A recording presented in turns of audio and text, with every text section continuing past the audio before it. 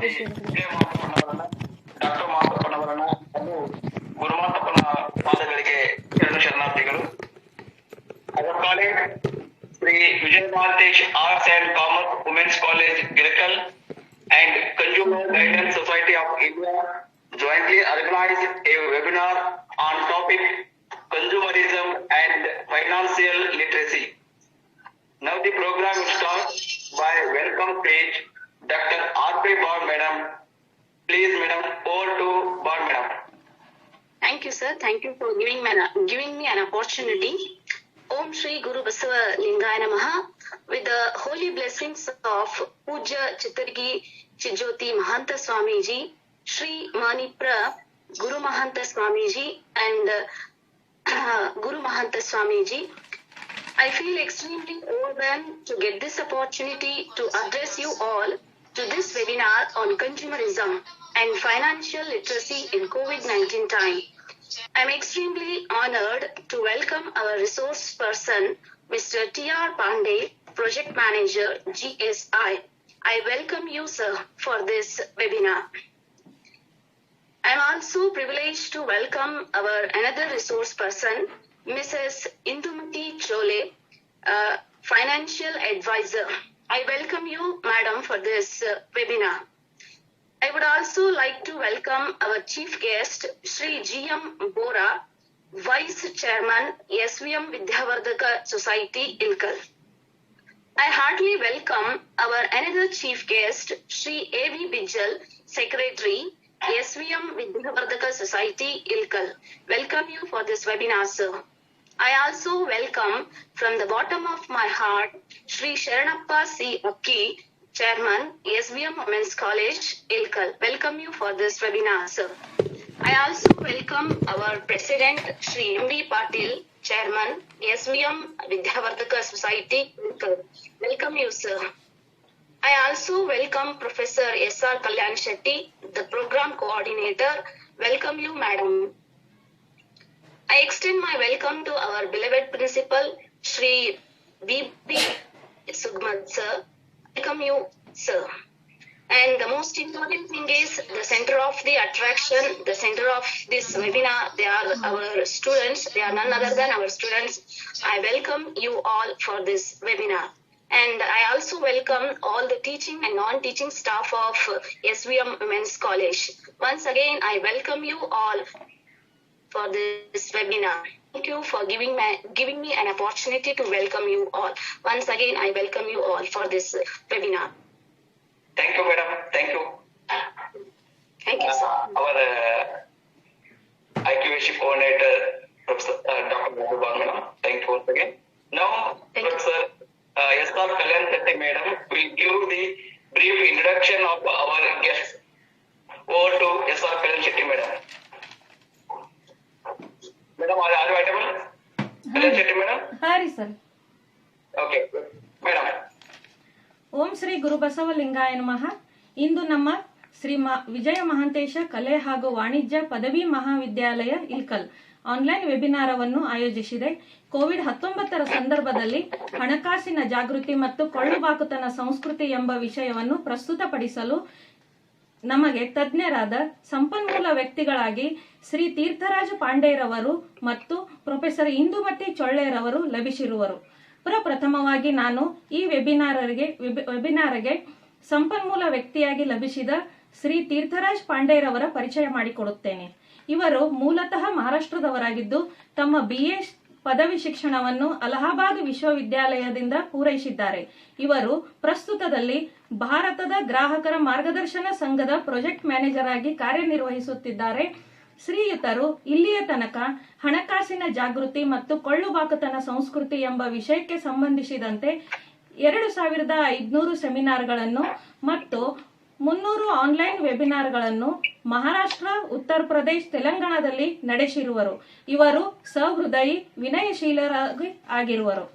ಅದೇ ರೀತಿ ನಮ್ಮ ಈ ಆನ್ಲೈನ್ ವೆಬಿನಾರ್ಗೆ ಇನ್ನೋರ್ವ ಸಂಪನ್ಮೂಲ ವ್ಯಕ್ತಿಯಾಗಿ ಪ್ರೊಫೆಸರ್ ಇಂದುಮತಿ ಚೊಳ್ಳೆಯವರು ಲಭಿಸಿರುವರು. ಈಗ ಅವರ ಪರಿಚಯ ಮಾಡಿಕೊಡುತ್ತೇನೆ.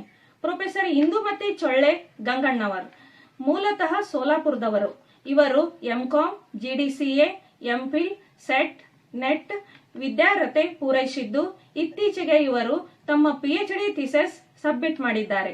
ಇವರು accountancy, cost accountancy, financial management ಮತ್ತು ಇನ್ಕಮ್ ಟ್ಯಾಕ್ಸ್ ಮುಂತಾದ ವಿಷಯಗಳಲ್ಲಿ ಪರಿಣಿತರಾಗಿದ್ದಾರೆ.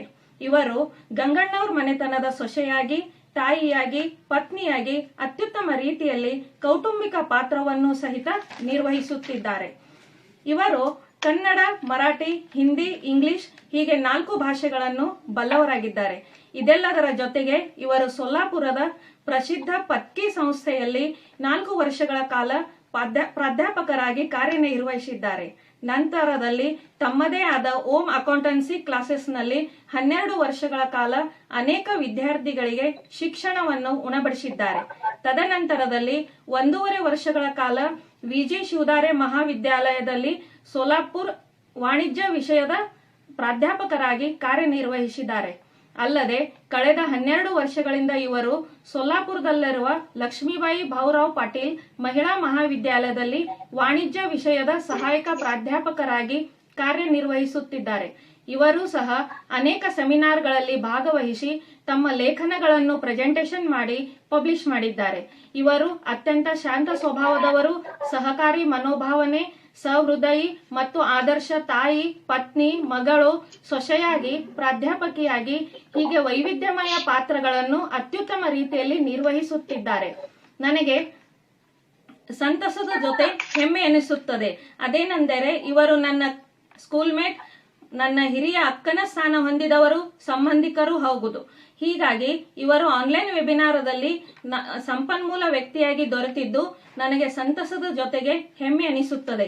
ಇವತ್ತು ಆನ್ಲೈನ್ ವೆಬಿನಾರದಲ್ಲಿ ನನಗೆ ಇವರಿರುವರ ಅಂದರೆ ಶ್ರೀ ತೀರ್ಥರಾಜ್ ಪಾಂಡೆ ಮತ್ತು ಪ್ರೊಫೆಸರ್ ಇಂದುಮತಿ ಚೊಳ್ಳೆರವರು ಸಂಪನ್ಮೂಲ ವ್ಯಕ್ತಿಗಳ ಪರಿಚಯ ಮಾಡಿಕೊಡಲು ಅವಕಾಶ ಕೊಟ್ಟಿದ್ದಕ್ಕಾಗಿ ನಾನು ಭಾರತದ ಗ್ರಾಹಕರ ಮಾರ್ಗದರ್ಶನ ಸಂಘ ಮತ್ತು ನಮ್ಮ ಮಹಾವಿದ್ಯಾಲಯದ ಪ್ರಾಚಾರ್ಯರಿಗೆ ಧನ್ಯವಾದಗಳು ತಿಳಿಸುತ್ತಾ ಪರಿಚಯಕ್ಕೆ ವಿರಾಮ ನೀಡುತ್ತೇನೆ.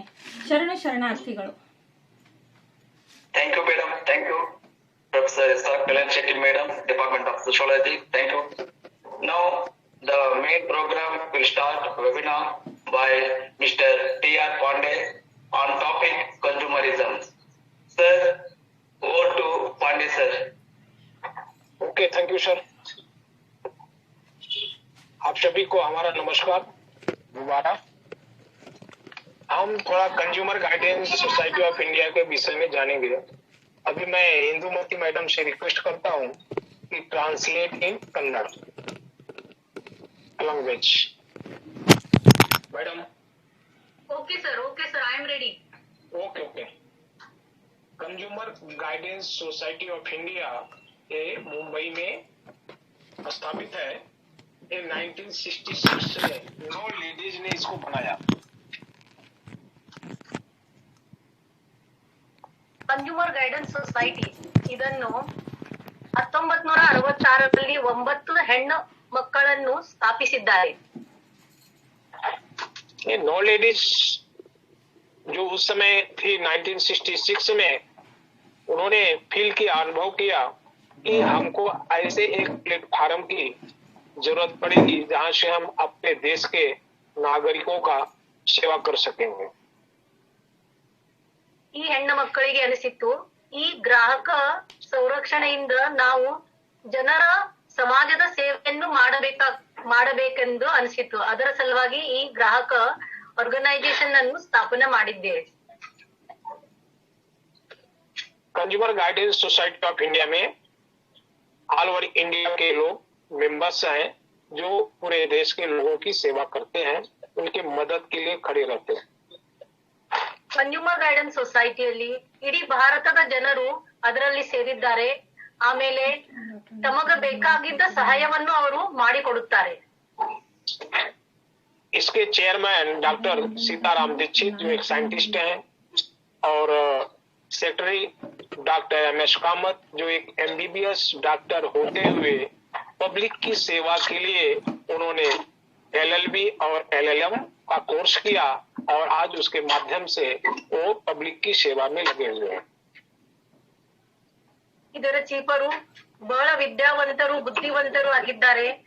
ಅವರು ಇದನ್ನು ಜನಸೇವೆಯ ಕೆಲಸವೆಂದು ಇದಕ್ಕೆ ತಮಗೆ ಒಪ್ಪಿಸಿದ್ದಾರೆ ಈ ಕೆಲಸಕ್ಕೆ. इस ऑर्गेनाइजेशन में पूरे देश के लोग मेंबर्स हैं और पदाधिकारी भी हैं और ये हमारा ऑफिस आप सबकी सेवा के लिए 10 बजे सुबह से शाम को 5 बजे तक चालू रहता है, मंडे टू फ्राइडे, और सैटरडे को 3 बजे तक रहता है और संडे को हमारा ऑफिस बंद रहता है, क्लोज रहता है. ಮುಂಜಾನೆ 10ರಿಂದ ಸಂಜೆ 12:30 ತನಕ ಸಂಜೆ 6 ಗಂಟೆ ತನಕ ಇದು ಆಫೀಸ್ ಅನ್ನು ಸ್ಟಾರ್ಟ್ ಇರುತ್ತದೆ. ಸ್ಯಾಟರ್ಡೆ ಹಾಫ್ ಡೇ ಇರುತ್ತದೆ, ಆಮೇಲೆ ಸಂಡೇ ಹಾಲಿಡೇ ಇರುತ್ತದೆ. ಜನರ ಸೇವೆಗಾಗಿ ಸೋಮವಾರದಿಂದ ಶುಕ್ರವಾರ ತನಕ, ಆಮೇಲೆ ಶನಿವಾರ ಹಾಫ್ ಡೇ ದಿಂದ ಕೆಲಸ ಮಾಡುತ್ತದೆ ಈ ಸಂಸ್ಥೆ. सेंट्रल गवर्नमेंट ने सभी स्टेट में एक कंज्यूमर हेल्पलाइन बना के रखा है, जहां से कंज्यूमर की मदद की जाती है, मार्गदर्शन किया जाता है. ಸರ್ಕಾರವು ಪ್ರತಿ ಸ್ಟೇಟ್ ನಲ್ಲಿ ಒಂದು ಕನ್ಸ್ಯೂಮರ್ ಹೆಲ್ಪ್ ಲೈನ್ ಅನ್ನು ಮಾಡಿದ್ದಾರೆ. ಇದರ ಹೆಲ್ಪ್ ಅನ್ನು ತಾವು ತೆಗೆದುಕೊಳ್ಳಬೇಕು. महाराष्ट्र का कंज्यूमर हेल्पलाइन नंबर 1800-222262 है, जहां पे आप 10 बजे सुबह से शाम को 5 बजे तक कांटेक्ट कर सकते हैं. ನಿಮಗೆ ಮಹಾರಾಷ್ಟ್ರದ ಹೆಲ್ಪ್ ಲೈನ್ ಅನ್ನು ಇಲ್ಲಿ ಸ್ಕ್ರೀನ್ ಮೇಲೆ ಕೊಟ್ಟಿದ್ದಾರೆ. ನೀವು ಅವರ ಜೊತೆ ಕಮ್ಯುನಿಕೇಟ್ ಮಾಡಬಹುದು ಮುಂಜಾನೆ 10ರಿಂದ ಸಂಜೆ 6:30 ತನಕ. ऐसा ही नंबर आपके स्टेट में भी कंज्यूमर हेल्पलाइन का होगा. अगर आपको नहीं मालूम है तो हमारे हेल्पलाइन नंबर पे कांटेक्ट करके आप पूरे स्टेट के, पूरे इंडिया के स्टेट के नंबर्स प्राप्त कर सकते हैं. और अगर इस नंबर पे आप कांटेक्ट नहीं कर पा रहे हो तो आपकी सुविधा के लिए हमारा ईमेल आईडी है mah.helpline@gmail.com, जहां पे आप कंप्लेन अपना भेज सकते हो या आपको जो भी जानकारी चाहिए आप इस ईमेल पे पूछ सकते हो. ಕರ್ನಾಟಕ ರಾಜ್ಯದ ಹೆಲ್ಪ್ ಲೈನ್ ಅನ್ನು ನಿಮಗೆ ಬೇಕಾಗಿದ್ದರೆ ಕೆಳಗೆ ಇಲ್ಲಿ ಕೊಟ್ಟ ಇಮೇಲ್ ಮೇಲೆ ಹೆಲ್ಪ್ ಲೈನ್ ಮೇಲೆ ನೀವು ಕಮ್ಯುನಿಕೇಟ್ ಮಾಡಿದರೆ ನಿಮಗೆ ಅದನ್ನು ಸಿಗುತ್ತದೆ, ದೊರಕುತ್ತದೆ.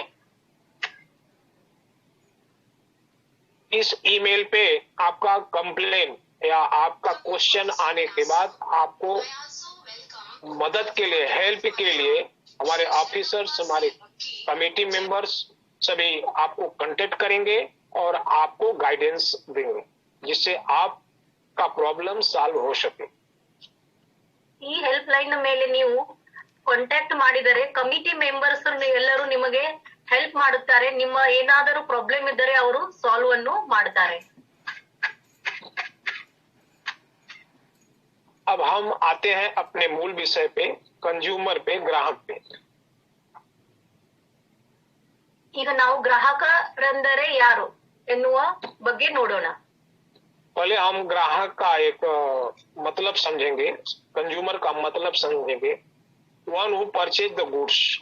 पहले हमें जानेंगे कंज्यूमर कौन सा है, ग्राहक किसे कहते हैं, उसका एक डिफिनेशन होगा एज पर रूल्स. ಗ್ರಾಹಕ ಅಂದರೆ ಯಾರು? ಅಂದರೆ ಯಾರು ವಸ್ತುಗಳನ್ನು ಖರೀದಿ ಮಾಡುತ್ತಾರೆ, ಸೇವೆಯನ್ನು ಖರೀದಿ ಮಾಡುತ್ತಾರೆ, ಅವರಿಗೆ ನಾವು ಗ್ರಾಹಕರನ್ನುತ್ತೇವೆ. जब हम कोई गुड्स या सर्विस अपने पैसे से परचेज करते हैं और उसको जो एक्चुअल यूज करता है तो वो ग्राहक है.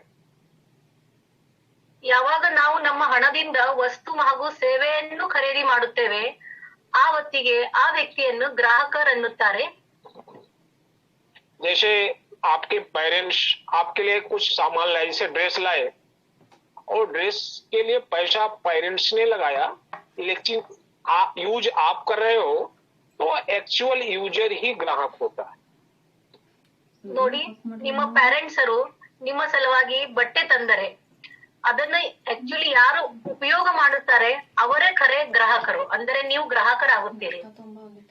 1 मिनट पांडे सर, मैं पूछना चाहती हूँ कोऑर्डिनेटर्स को, ಸುವರ್ಣ ಹಿಂದಿ ಒಳಗ ತಿಳಿತೈತಲ್ಲ, ಅವ್ರು ಬಹಳ ಸಿಂಪಲ್ ಲ್ಯಾಂಗ್ವೇಜ್ ಒಳಗ ಹೇಳಕತ್ತಿದ್ದಾರೆ. ಹಿಂಗ್ ಕಂಟಿನ್ಯೂ ಹೇಳಿದ್ರ ಎಲ್ಲ ಹುಡುಗರಿಗೆ ಗೊತ್ತಾಗ್ತದ ಅನಿಸ್ತೈತಿ ನನಗ. ಏನೈತಿ ನಿಮ್ಮ ವಿಚಾರ? ಹಿಂದಿ ಒಳಗ ಇರ್ಲಿ, ಹೀಗೆ ಏನ್ ಟ್ರಾನ್ಸ್ಲೇಟ್ ಮಾಡ್ಬೇಕು?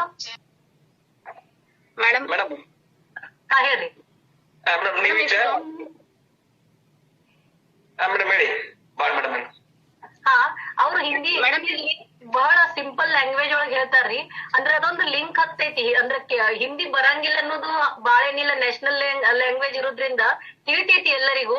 ನಾನ್ ಅದ್ರ ಟ್ರಾನ್ಸ್ಲೇಟ್ ಮಾಡೋದ್ರಿಂದ ಮತ್ತೊಂದ್ ಸ್ವಲ್ಪ ಬೇರೆ ಮೀನಿಂಗ್ ಆಗ್ತೈತಿ. ನೋಡ್ರಿ ನೀವ್ ಹೆಂಗ್ ಅನಿಸ್ತೈತಿ ಅವ್ರು ಮಾಡ್ಬೇಕ್ರಿ. Hello sir. ಹಾ ಮೇಡಮ್, ಇಲ್ಲ ಹಿಂದಿ ತಿಳಿಯಾಗಿದ್ರಿ ಸಿಂಪಲ್ ಲ್ಯಾಂಗ್ವೇಜ್ ಹೇಳಾಗ್ತಾರ ನಡೀತೈತಿ, ಅದು ನಡೀತೈತಲ್ಲ. ಅದು ಕನ್ಫ್ಯೂಷನ್ ಆಗ್ತೈತಿ. ನೀವು ಹೇಳೋದು ಅವ್ರು ಹೇಳೋದು ಏನ ಲೇಟ್ ಆಗತೈತಿ. ಹೇಳಕ್ ಬಿಡ್ರಿ, ಆಲ್ಮೋಸ್ಟ್ ಆಗತೈತ್ರಿ. ನೀವು ಆಮೇಲೆ ಹಿಂದೂ ಬಗ್ಗೆ ಸ್ವಲ್ಪ ಸಮರಾಯ್ಸ್ ಮಾಡ್ಬೇಡ್ರಿ. ನನ್ ಪೂರ್ಣ ಸೆಷನ್ ಆದ ಬಳಿಕ ಒಂದ್ ಸ್ವಲ್ಪ ಸಮರಿ ಹೇಳಿದ್ರೆ ನಡೀತೈತಲ್ಲ? Okay okay. हाँ पांडे सर, आप पूरा सेशन कीजिए, मैं उसके बाद उनको समरी बताऊंगी। मैडम हाँ, ये अगर इंग्लिश में करेगा तो चलेगा? नहीं सर, हिंदी समझ में आता है, उतना कुछ प्रॉब्लम नहीं है। इंग्लिश समझ में आता है क्या?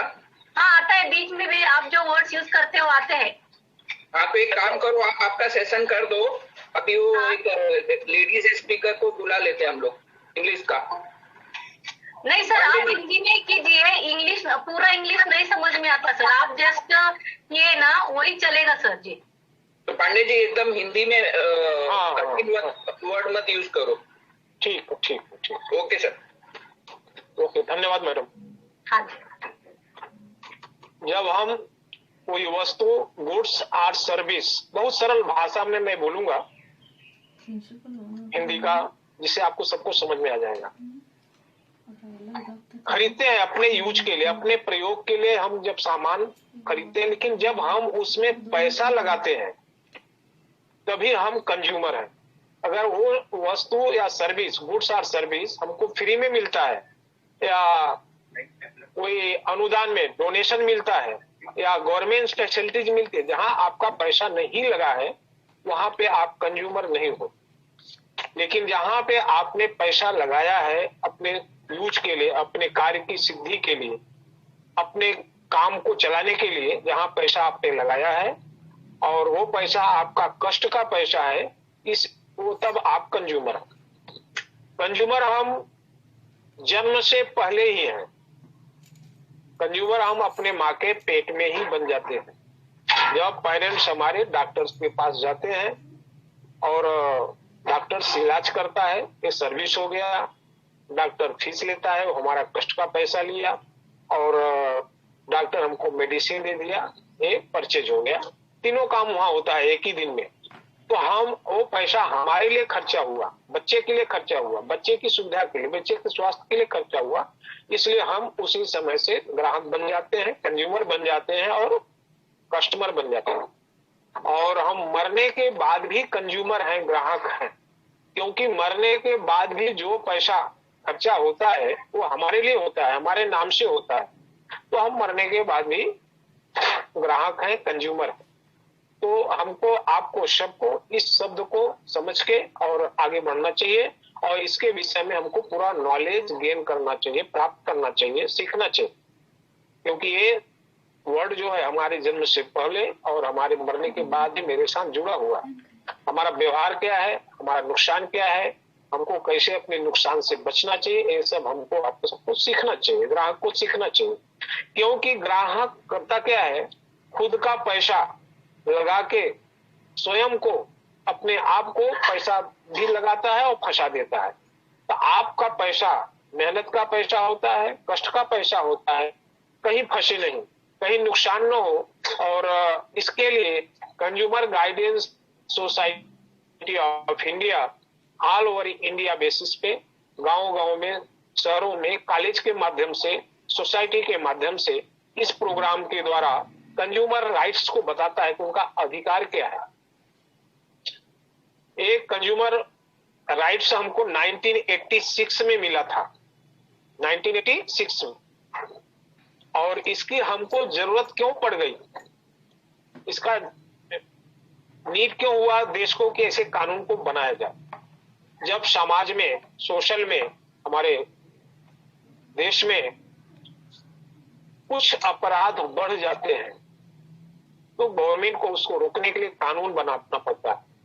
लेकिन इंडिया में कानून, लॉ को बनाना बहुत ही हार्ड है, बहुत ही कठिन है, क्योंकि उसके विरोधी जो है तो कानून के उल्लंघन करता होते हैं, उनकी आवाज उठने लगती है कोई न कोई सहारा लेके, तो उनके जो इनकम होता है, चीटिंग होती है, बंद हो जाता है। इसके लिए वो कोई न कोई माध्यम ऐसा अपनाते हैं जिससे उनकी आवाज बुलंद हो।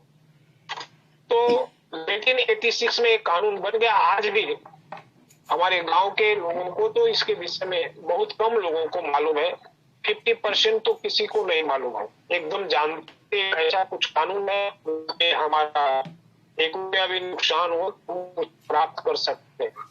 अच्छा, अपना नुकसान टालने के लिए आपका जितना नुकसान है वो भी मिलेगा, प्लस आप उसको पाने में जितना आपने पैसा लगाया है, खर्चा और किया है वो भी मिलेगा, और आपको जितना भी तकलीफ हुई है, हरासमेंट का भी वैल्यू करके आपको प्राप्त होता है। इसलिए आपको कंप्लेन करने की आदत, हैबिट डालनी चाहिए, और चाहे वो 1 रुपए का हो, चाहे 10 का हो, चाहे 100 का हो, चाहे 1000 का हो, चाहे करोड़ का हो।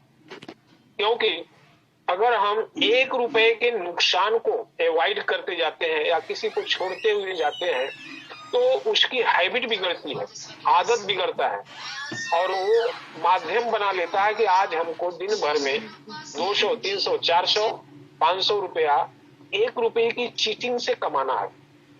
तो हमको, आपको, आप किसी के भी पीछे खर्चा कर दो नाश्ता में या उसके और किसी व्यवहार में, लेकिन हिसाब में, अकाउंट में 1 रुपए का भी आप किसी को अवॉइड मत करो, 1 रुपया भी अवॉइड मत करो। क्योंकि अगर हम किसी का आदत बिगाड़ेंगे तो आज नहीं तो कल वो हमारे ऊपर या हमारे देश से, हमारे सोशल में, समाज में वो तकलीफ देगा, क्योंकि उसकी आदत बिगड़ती जाएगी।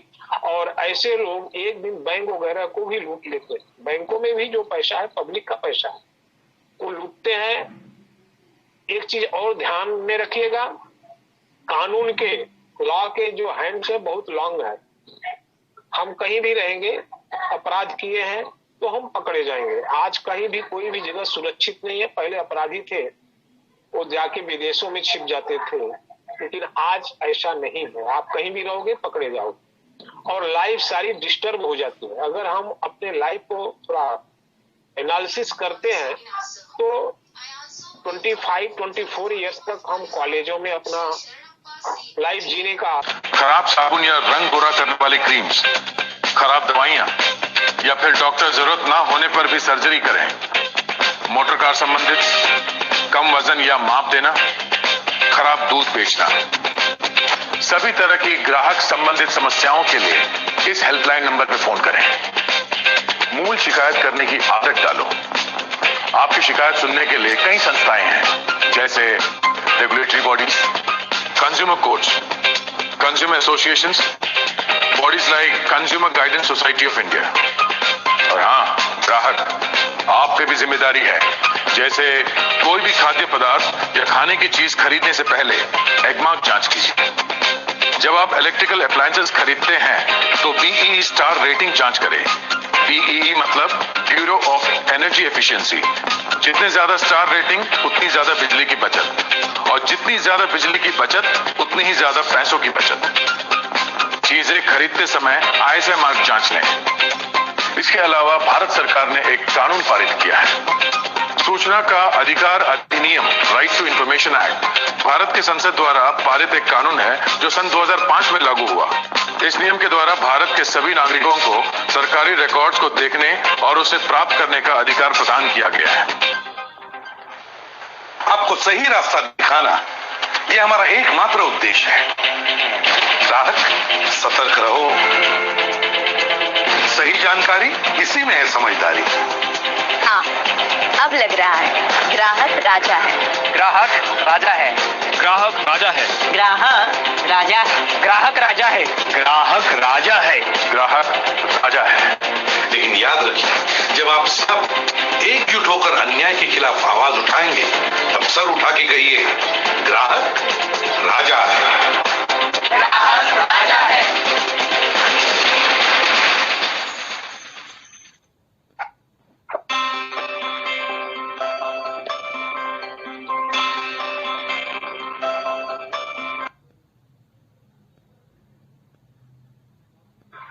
पांडे जी, हमको पूरा मालूम हुआ sir. Thank you once again Pandey sir.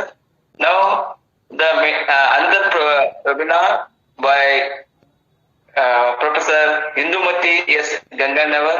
Madam, please start your lecture on topic on financial literacy. Over to Indumati madam. Thank you sir. ನಮಸ್ಕಾರ ಎಲ್ಲರಿಗೂ. ಈಗ ನಾವೆಲ್ಲರೂ ಕನ್ಸ್ಯೂಮರ್ ಅವೇರ್ನೆಸ್ ಅಂದರೆ ಗ್ರಾಹಕರ ಅರಿವು ಈ ಬಗ್ಗೆ TR ಪಾಂಡೆ ಸರ್ ಇವರಿಂದ ಕೇಳಿದ್ದೀರಿ. ಈ ವೆಬಿನಾರ್ ನೆರವೇರಿಸಲು ಅನುಕೂಲ ಮಾಡಿಕೊಟ್ಟಿದಂತ Shri Vijay Mahantesh arts commerce college Ilkal ದ ಮಹಾವಿದ್ಯಾಲಯದ ಪ್ರಿನ್ಸಿಪಲರಾದ BS ಸುಗ್ಮತ್ ಸರ್, ನ್ಯಾಕ್ ಕೋಆರ್ಡಿನೇಟರ್ ಆದ RB ಬಾತ್ ಸರ್ ಹಾಗೂ ಈ ಕಾರ್ಯಕ್ರಮದ ಕೋಆರ್ಡಿನೇಟರ್ ಆದ ಪ್ರೊಫೆಸರ್ ಸುವರ್ಣ ಕಲ್ಯಾಣ್ ಶೆಟ್ಟಿ, ನಮ್ಮ ಸ್ನೇಹಿತರು, ಇವರೆಲ್ಲರಿಗೂ ನಾನು ಮೊದಲು ಧನ್ಯವಾದಗಳನ್ನು ಕೊಡುತ್ತೇನೆ. ಈಗ ನೀವು ಕನ್ಸ್ಯೂಮರ್ ಅವೇರ್ನೆಸ್, ಗ್ರಾಹಕರ ಅಧಿಕಾರ ಬಗ್ಗೆ, ಗ್ರಾಹಕರ ಅಧಿಕಾರ ಯಾವುವು ಇದ್ದಾವೆ, ಆಮೇಲೆ ಗ್ರಾಹಕರ ಮೇಲೆ ಅನ್ಯಾಯವಾದರೆ ಅವನು ಎಲ್ಲಿ ಹೋಗಬಹುದು, ಅವನು ಕೋರ್ಟಿನಲ್ಲಿ ಹೋಗಿ ನ್ಯಾಯವನ್ನು ಪಡೆಯಬೇಕು, ಇದರ ಬಗ್ಗೆ ನಾವು ಎಲ್ಲ ಕೇಳಿದ್ದೇವೆ. ಈಗ ನಾವು ಫೈನಾನ್ಸಿಯಲ್ ಲಿಟ್ರಸಿ ಅಂದರೆ ಹಣಕಾಸಿನ ಸಾಕ್ಷರತೆ ಬಗ್ಗೆ ನೋಡೋಣ. ಹಣಕಾಸಿನ ಸಾಕ್ಷರತೆಯಲ್ಲಿ 2 ಶಬ್ದಗಳಿದ್ದಾವೆ. ಒಂದು ಹಣ, ಇನ್ನೊಂದು ಸಾಕ್ಷರತೆ.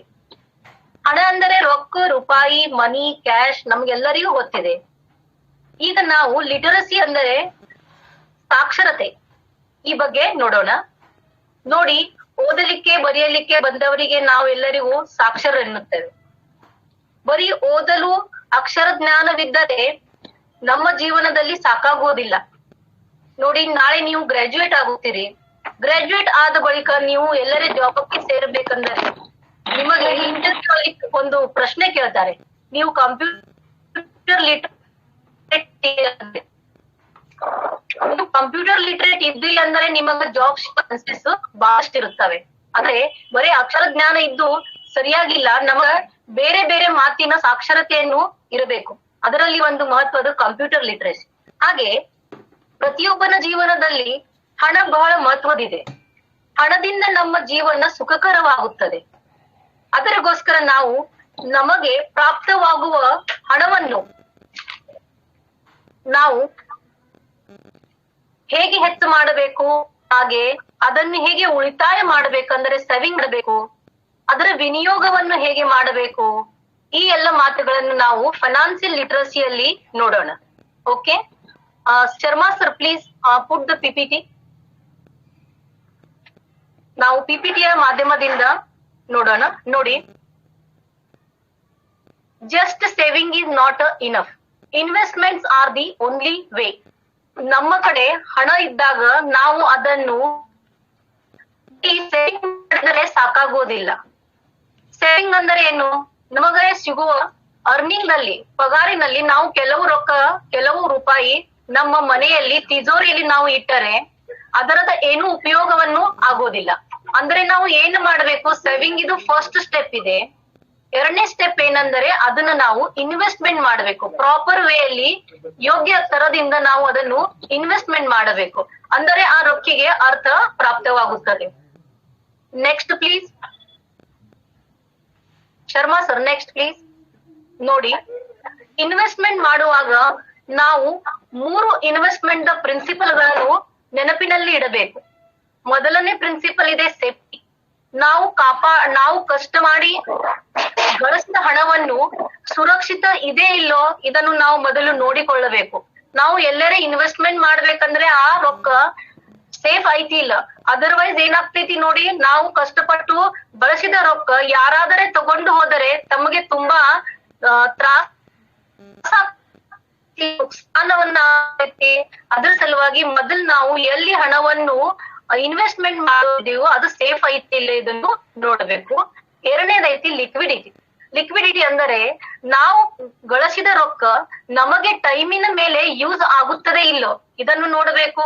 ಅದನ್ನು ನಾವು ಬೇರೆ ಉದಾಹರಣಾರ್ಥ ಜಾಗಿನಲ್ಲಿ ನಾವು ಇನ್ವೆಸ್ಟ್ಮೆಂಟ್ ಮಾಡಿದ್ವಿ, ನಮ್ಮ ಮನೆಯಲ್ಲಿ ಏನಾದ್ರೆ ಪ್ರಾಬ್ಲಮ್ ಐತೆ, ಎಮರ್ಜೆನ್ಸಿ ಐತೆ ಅಂದ್ರೆ ನಮಗೆ ರೊಕ್ಕ ಬೇಕಾಗಿದರೆ ನಾವು ಬೇಗನೆ ಜಾಗವನ್ನು ಮಾರಿ ರೊಕ್ಕವನ್ನು ಆ ಪರಿಸ್ಥಿತಿಯಲ್ಲಿ ಉಪಲಬ್ಧ ಮಾಡುವುದಿಲ್ಲ. ಅದರ ಸಲುವಾಗಿ ನಾವು ಇನ್ವೆಸ್ಟ್ಮೆಂಟ್ ಮಾಡುವಾಗ ಲಿಕ್ವಿಡಿಟಿನೂ ನೋಡ್ಕೊಳ್ಬೇಕು. ಮೂರನೇದಿದೆ ರಿಟರ್ನ್ಸ್. ರಿಟರ್ನ್ಸ್ ಅಂದರೆ ನಮಗೆ ನಮ್ಮ ಹಣದ ಮೇಲೆ, ನಾವು ಯಾವ ಹಣವನ್ನು ಇನ್ವೆಸ್ಟ್ಮೆಂಟ್ ಮಾಡಿವೋ ಆ ಹಣದ ಮೇಲೆ ನಮಗೆ ಲಾಭಾಂಶ ಏನು ಸಿಗುತ್ತದೆ, ಎಷ್ಟು ಲಾಭ ಆಗುತ್ತದೆ, ಇದನ್ನು ನಾವು ಸರಿಯಾಗಿ ನೋಡಿಕೊಂಡು ಸ್ಟಡಿ ಮಾಡಿ ಆ ಪ್ರಪೋಸಲ್ ನಲ್ಲಿ ನಾವು ಏನ್ ಮಾಡ್ಬೇಕು, ಇನ್ವೆಸ್ಟ್ಮೆಂಟ್ ಮಾಡಬೇಕು. Sharmaji next please. ನೋಡಿ ಇಲ್ಲಿ ಒಂದೆರಡು ಉದಾಹರಣೆಗಳನ್ನು ಕೊಟ್ಟಿದ್ದೇವೆ. ವೈ ಮ್ಯಾನೇಜ್ ಮನಿ, ರೊಕ್ಕಿನ ಮ್ಯಾನೇಜ್ಮೆಂಟ್ ಏಕೆ ಮಾಡಬೇಕು ನೋಡಿ. ಒಂದು ಉದಾಹರಣೆ ನಿಮ್ಗನ್ನು ಕೊಡುತ್ತೇನೆ. ಭಾರತದಲ್ಲಿ ಧೀರುಭಾಯಿ ಅಂಬಾನಿ ಅನ್ನೋರನ್ನು ನೀವು ಎಲ್ಲರಿಗೆ ನಿಮಗೆ ಪರಿಚಿತದವರು. ಅವರ ಮಕ್ಕಳಾದರ ಅನಿಲ್ ಅಂಬಾನಿ. ಯಾವಾಗ ಧೀರುಭಾಯಿ ಅಂಬಾನಿ ಅವರು ತೀರ್ಕೊಂಡರು ಅವಾಗ ಅನಿಲ್ ಅಂಬಾನಿ ಇವರಿಗೆ $74 ಬಿಲಿಯನ್ ಪ್ರಾಪರ್ಟಿ ಅವರ ಹೆಸರಿಗೆ ಇತ್ತು.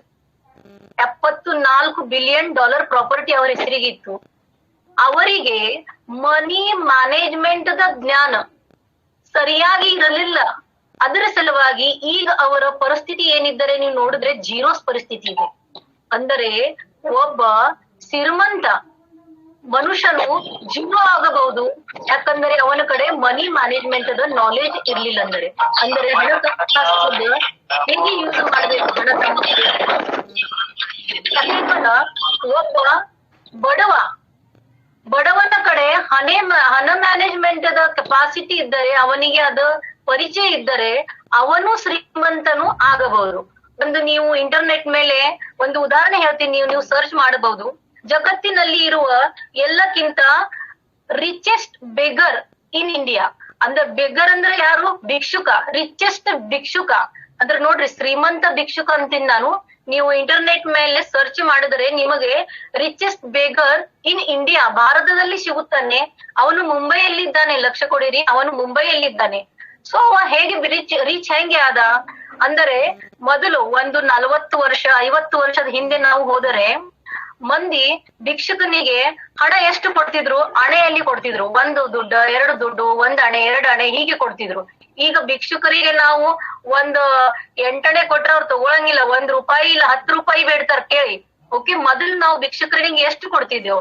ಹೀಗೆ ಒಬ್ಬ ಮುಂಬೈನಲ್ಲಿ ಇರುವ ಭಿಕ್ಷುಕ ತನಗೆ ಸಿಕ್ಕುವ ಹಣವನ್ನು ಗೋಳೆ ಮಾಡಿ ಅವನು ಇನ್ವೆಸ್ಟ್ಮೆಂಟ್ ಪ್ಲಾನ್ ದಲ್ಲಿ ಉಪಯೋಗ ಮಾಡಿ ಈಗ ಅವನ ಕಡೆ ಮುಂಬೈಯಲ್ಲಿ ರಿಚೆಸ್ಟ್ ಏರಿಯಾನಲ್ಲಿ ಅವನ 2 ಫ್ಲಾಟ್ಸ್ ಗಳಿದಾವೆ ಸಿಟಿಯಲ್ಲಿ, ಆಮೇಲೆ ಒಂದು ಗೋಡಾವನ್ ಇದೆ.